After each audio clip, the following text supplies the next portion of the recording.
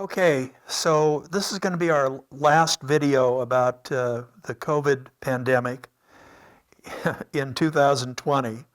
Uh, and as I mentioned on the last video we made, we have good news about there is a light at the end of the tunnel.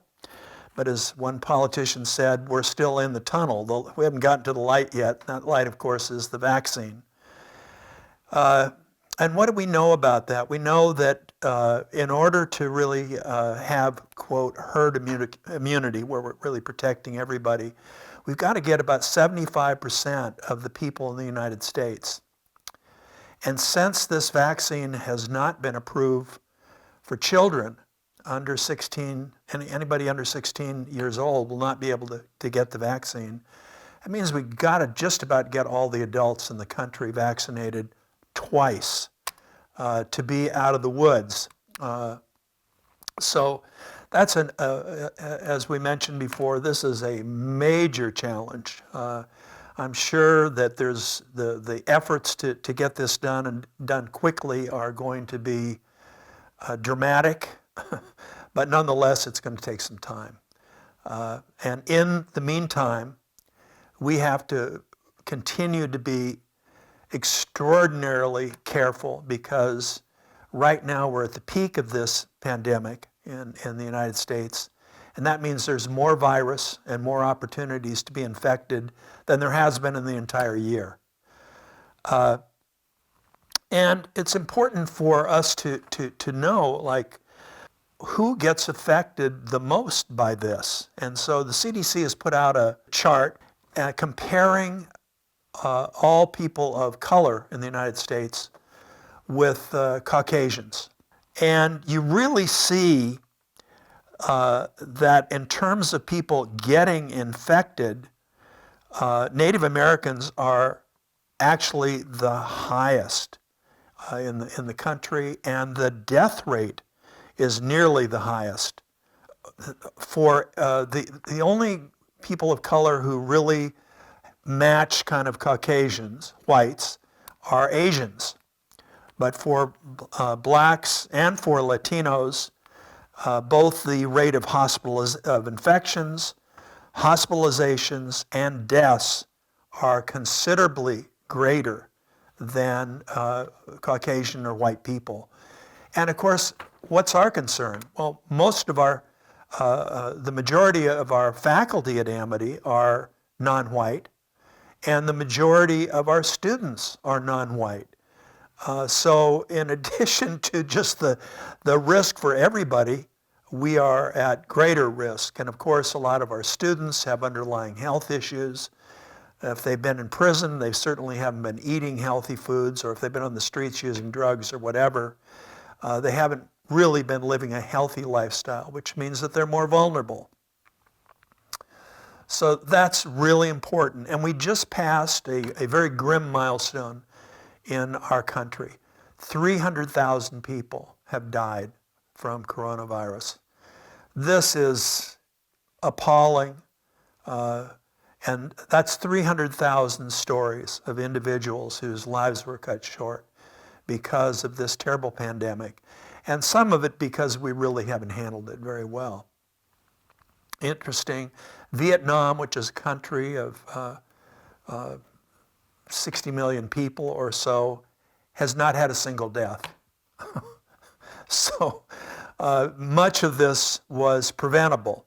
But here we are, and our job is to get through this next few months until we have everybody vaccinated and we're safe again to do what all of us want to do, to see our families, to engage with our other faculty members and our friends, and to give somebody a hug, to spend the holidays with your family, and of course to really interact with our students in a much more natural, less contrived kind of way, which we've had to do over the past few months to keep us safe and to keep them safe.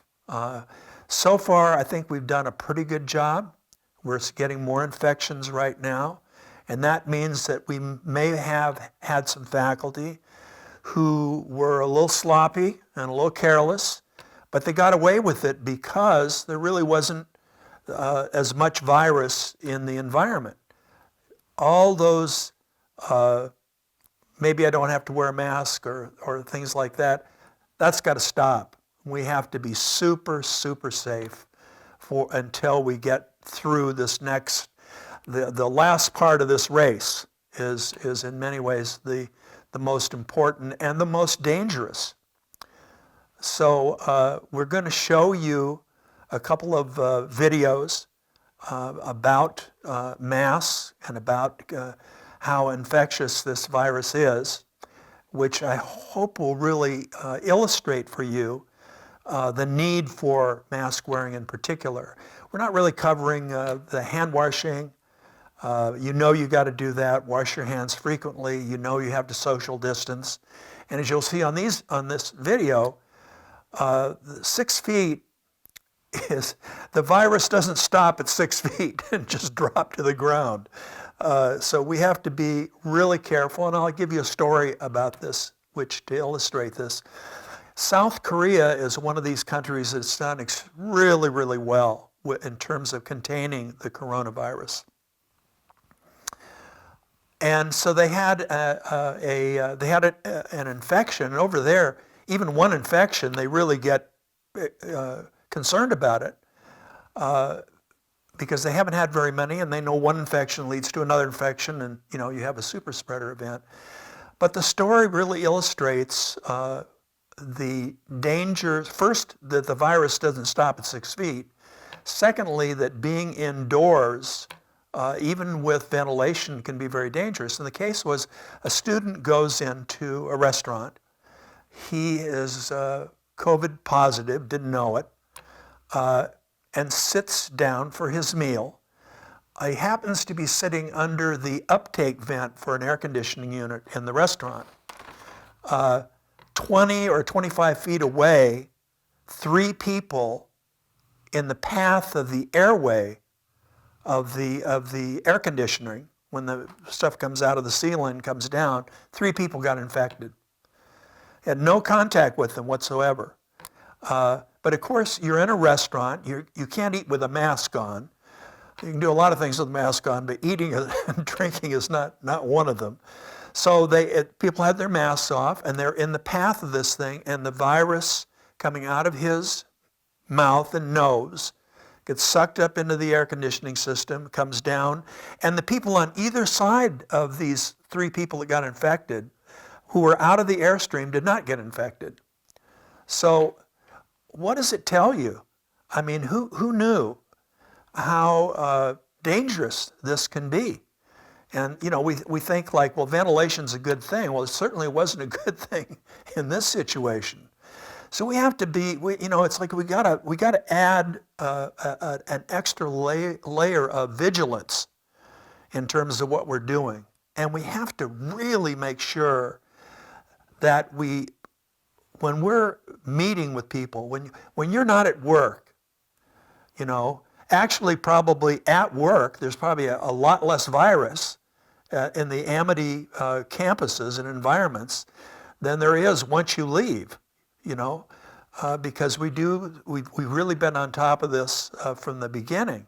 But once you leave, when I go to the grocery store, I'm like a deer on the first day of hunting season. I'm like, my neck is swiveling, and I'm trying to make sure that I'm not around people who are either not, everybody's wearing a mask, they can't get in the store, but somebody who's wearing a mask and their nose is hanging out, or somebody who's wearing a really loose-fitting mask, I know that person could be pouring out aerosolized droplets with the virus in them. So we have to just take all the things that we've learned in the past year and make sure that we don't cut any corners, that we really increase our vigilance and our commitment to being safe, because we do see in our fairly near future an opportunity for all of us to live a much more a much more enjoyable life with much more of the kind of contacts with each other that we want to have. But we got to get there. As I said on one of the earlier videos we made, you don't want to be, the soldier that gets shot the day before the armistice was declared. So let's make sure, again, my admonition to all of us is, let's keep being safe, and let's be even more safe than we have been. And let's make sure our students are safe, and let's buddy up with each other at work and check in on each other. It's a really good idea, because somebody says, we're friends. And I give you a call and you tell me, well, Aunt Sarah, really would like to see me. What do you think? Well, I'm going to tell you what I think, okay? How desperate is this situation, okay? Has Aunt Sarah been tested? Can she be tested immediately before you see her? Do you really have to do this? Because if Aunt Sarah can wait for 3 or 4 months until we're all safe, that's much better. And you don't want to go. You might infect her, she might infect you, you might come back to the campus and infect people. So it's just risks. All these risks, we need to really talk with each other about it and not make independent decisions about what we should do. There's tons of guidelines. Of course, California is really, really locked down right now. Arizona less so. But a lot of this is common sense. And it's all the information that you've gotten, that you've thought about, and some of the information that is on the video that you're watching today. So again, thank you very much. Let's get through this together. Here you see 4 quadrants: no mask, a cloth mask with 1 layer, a cloth mask with 2 layers, and a surgical mask. And this is just normal breathing. So you see on the left someone without their mask breathing, and you see all these little particles, all these little droplets going out into the atmosphere, which of course the virus would be in that and would be infectious. But you see with all 3 of the masks that just in normal breathing that the dispersion of droplets is pretty minimal. Almost, you can't even really see them. But here we have now a situation, a cough, which of course a cough is going to throw many more particles, droplets out of your mouth. And so again, we have the 4 quadrants: the no mask, the 1 layer mask, the 2 layer, and the surgical. And you can see, wow, that cough for the no mask really goes out there. And you can see some droplets on the right, and on both of the cloth masks, and almost nothing with the surgical mask. So now we're going to look at sneezing. And of course, sneezing is the most expulsive.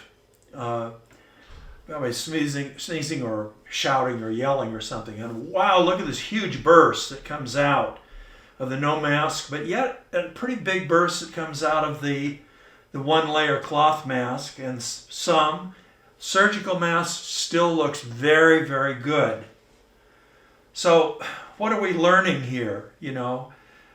Certainly if you had a cough or a cold, you would want to be wearing a surgical mask, not just a regular cloth mask. So what we're going to see here is a very high-speed infrared camera that can capture the breath coming out of our mouths and noses. And of course the droplets would follow the movement of the carbon dioxide coming out of our mouths and noses. And in this first picture, you see this couple. You should be assured that I think it's man and wife living in the same household. So that's the reason that they don't have masks on in there. But they're going to illustrate this for us. And now we see we're going to the high-speed camera, and we can actually see the breath coming out of their mouths. And here you see again close up with these infrared camera and the filters. You can really see that breath pattern coming out. Look here and see it coming out of the nose. A lot of people are I see so many people who don't cover their noses. And of course, if you're not covering your noses, look at all this coming out of the nostrils. So here they are again, about a foot apart. And again, you can see all of the droplets, and you can see that if either one were infected, they would be infecting each other. And here you really see, these droplets, even though we're talking about social distancing being 6 feet, these droplets can go a lot further than 6 feet. And here we have a picture in a closed room, which of course is really the thing that we're really concerned about. During the winter, it's colder, so more people are inside. And here you can see these droplets just spreading throughout that room. So here we have them now. They've moved a little bit apart. They're 3 feet apart. And we're looking again at these patterns of droplets, of aerosols coming out of their mouths. And then here we see laughter. And of course, laughter is very explosive. It would be almost like a sneeze. And so the droplets would really fire out. I want you to particularly see this picture of a mask on, but it's not fitting very well.